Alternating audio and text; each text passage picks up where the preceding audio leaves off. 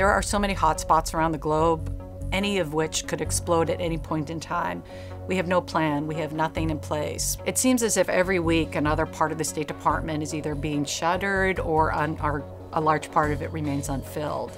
Almost all of the major roles that a traditional State Department would functionally do have been farmed back to the White House.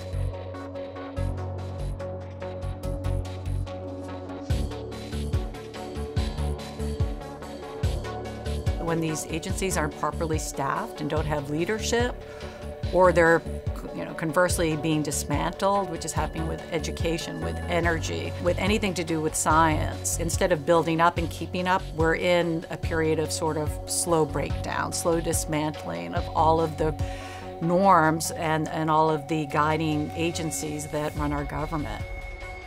Think of the unstaffed positions like having a new car. And if you keep driving the car and you don't keep up with the maintenance, you don't keep changing the oil, the car will keep going for a while, but eventually things will start to break down. Right now we don't have the basic staff in place to implement policy and to staff these agencies and to take on the kind of planning that goes into a FEMA, for example, or the kind of diplomacy in the State Department to avoid a crisis.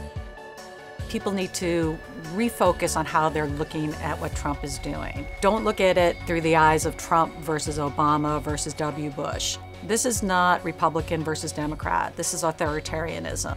He doesn't look at the world and say, I want to accomplish these things in the next 4 years. He looks at it as if I want to stay in power. And that involves deconstructing and dismantling a lot of our executive branch and disempowering our legislative branch and our judicial branch and silencing our media. They are the enemy of the people.